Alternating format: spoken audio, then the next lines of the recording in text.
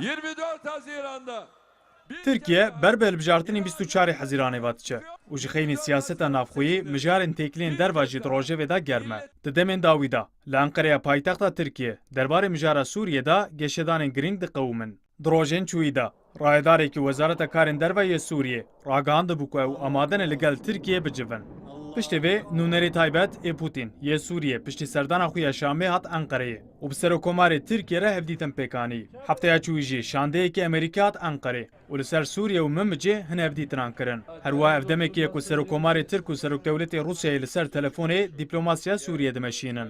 Li aliyê din li qada Sûriyê jî tiştên balkêş diqewîmin. İsraîl li Sûriyê êrişên xwe yên li ser baregehên Îranê zêdetir kir. Serokwezîrê İsraîlê Netanyahu çû Moskovê û bi Lavrov re civiya û piştî Amerîkayê cara ew li Rûsyayê jî bang li Îranê kir ku ji Sûriyê vekişe. Gelo ev hemû geşedan tên çi wateyî. Gelo wê Îran ji Sûriyê derkeve û ji bo çi. Li Tirkiyeyê ku navenda van hevdîtin û geşedanan e, li gorî pisporan, bi kêmbûna bandora Îranî ya li herêmê, dê rola Tirkiye jî zêdetir derkeve pêş.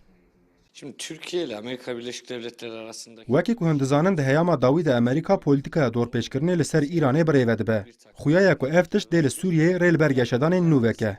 Di vê mijarê de tişta balkêş ew e ku Rûsyayê hevkarê xwe Îranê bi tenê hîştiye. Rusya li vê derê di navbera Îran û Amerîkayê de polîtikayeke hevsengiyê dimeşîne. Li herêmê lawazbûna Îranê kerê hevrikê wî yê herêmî Tirkiyeyê tê.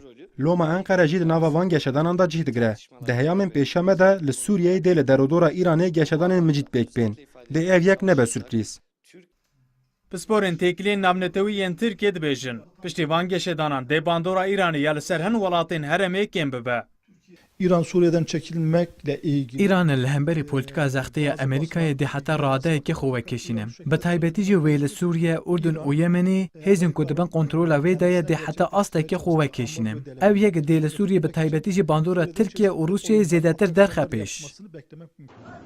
Şerê navxweyî yê Sûriye 7 sal li pişt xwehişt û tê gotin ku bi polîtikaya nû yê Amerîkayê bo Îranê dê li herêmê qonaxeke nû dest pê bike. Li gorî pisporan dibe ku ev qonax adawî be. Dibe ku piştî vê qonaxê li Sûriye ji bo çareseriyê proseyeke nû dest pê bike. Ömer Sönmez, Kurdistan 24, Enqere.